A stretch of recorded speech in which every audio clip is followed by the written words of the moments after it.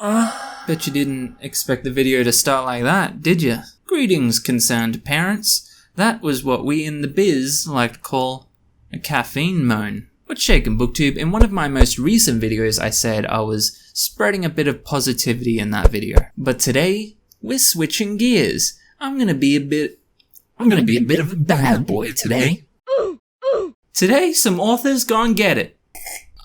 Today I'm gonna be talking about some traits that authors have that make me want to headbutt a moving train. Now, most often you would find me defending authors and their artistic expression, that kind of thing. That's normally my thing. But at least for today... Looks like meat's back on the menu, boys!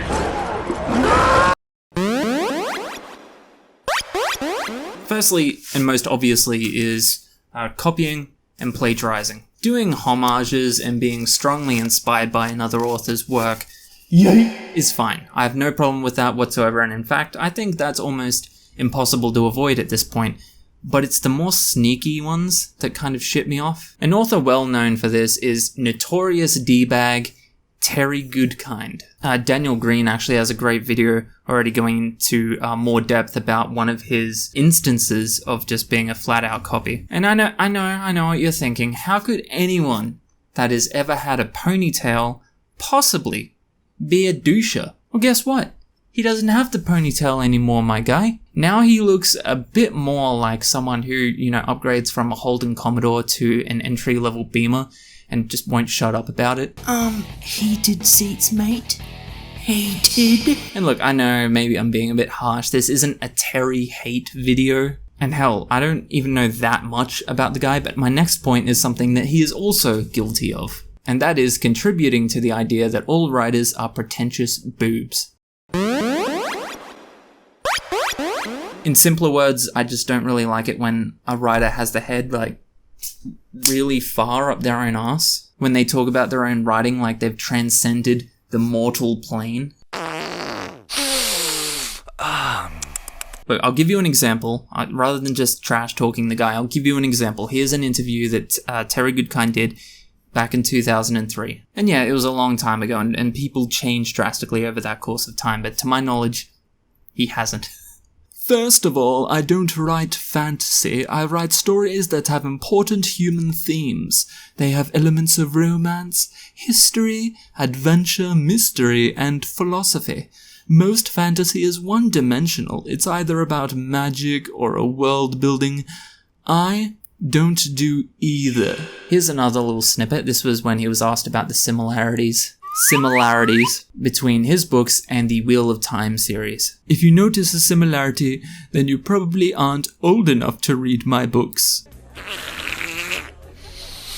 Doucher! It usually shows in the writing, and if you're constantly sniffing your own farts because you found the millionth allegory for class struggle, then you should probably check yourself. Nobody cares. Another thing that kind of annoys me greatly about writers is when they create quotes within the story, within the narrative, that seem like they're done blatantly just to decorate edgy kids' Tumblr pages or for sheltered middle-class people to get tattooed on themselves. This is a much less malicious or wicked thing than copying or any of the stuff I mentioned Terry Goodkind doing, but it is really disappointing to come across in books, and it's just... It's a little bit cringe. Cringe alert. Cringe. And I love this series. I really do. I'm nearly finished the last book, but Jay Kristoff's Nevernight series has so much of this. Mia Kaveri is a badass. Don't get me wrong. She is a badass character. She's a well-written character. But of all the reasons I think she's a badass, it's almost never because of these weird little quips that she has. In the video I made on the Nevernight series, I touched on this in a whole rant about the C word. But Jay's not the only one. A lot of contemporaries do this. In fact, I would say contemporary stories are the main culprit. Better believe I'm looking at you, John Green. It's a metaphor, see? You put the killing thing right between your teeth, but you don't give it the power to do its killing. Pretty unrelated to that, actually, but I remember in A Dance with Dragons, George R.R. Martin dedicated a whole paragraph to the texture and consistency of Daenerys's diarrhea. So I have 2 whole ass videos dedicated to an example of this next point I'm going to mention. And this one really is just a super shitty thing to do, and that's faking the hell out of sales and reviews to boost book sales. Oh, you want an example of someone doing this? Lenny Sarum. Man, the Lenny Sarum saga. Some of my greatest moments on the booktube platform have been talking about the Lenny Sarum saga. She did a lot. She did probably the majority of the things I'm going to mention in this video. She was a busy woman. I'll leave a card if you want to go watch the videos in depth about what she did, but to give you just a super simplistic dot point of this, she came up with a subpar script for like super cheesy like YA, wanted it to be a movie, approached Kevin from American Pie.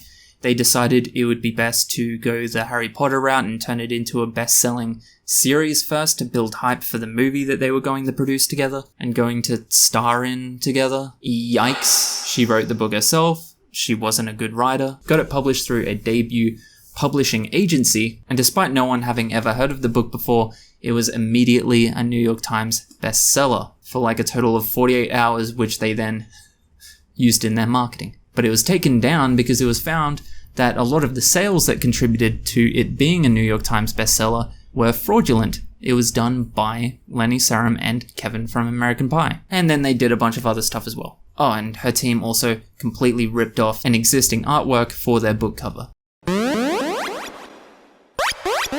So my next point also has 2 long videos dedicated to an example of this. And that author is Kathleen Hale.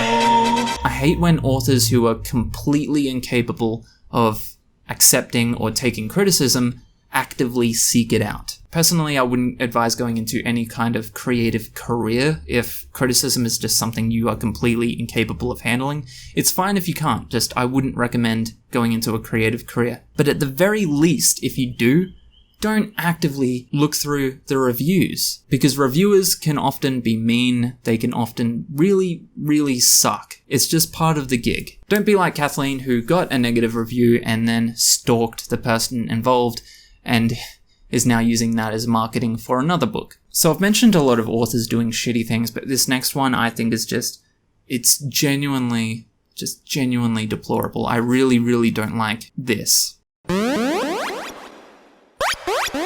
And that is self-help writers who take advantage of vulnerable people. So there's a lot of valuable self-help books out there, don't get me wrong. I know people find it cathartic and a lot of people find value in them, but there's also so many people in the self-help profession who are taking advantage of people. Basically, they steal and take as much like hackneyed, faux inspirational, vague quotes as they can, slap them into a book, leave the other half of the book blank as workspace, and then sell it at a premium value to people who should be using that money on genuine help. I just think that's some real life parasite shit. Losing a loved one is hard, but if you believe in yourself, drink water, and buy my books, you will be better in weeks.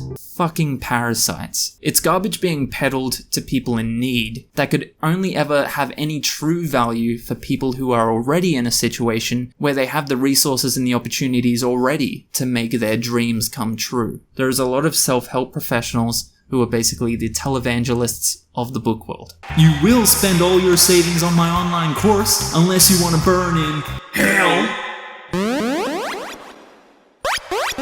So the next point I hate, and I really hope you hear me out on this one, is the shoehorning, virtue signaling, and use of including diversity in your books as a selling point. Because here's a hot take, maybe diversity should just be a thing. Maybe you don't need to give yourself a good old pat on the back for including a Latino that doesn't start singing La Cucaracha every time they open their mouth on the page. Congratulations on including the character's race, ethnicity, and sexual orientation in the blurb, but what the fuck is the story about? Look, personally, I just feel that there's a bit of a culture at the moment of prioritizing or expecting authors to prioritize shoehorning in like every race, orientation, gender, disability, and body type over the actual story itself. They focus more on the nuances of the character rather than the story that they set out to write. And using diversity as a bait to lure readers in seems like a bit more of an offensive notion to me than just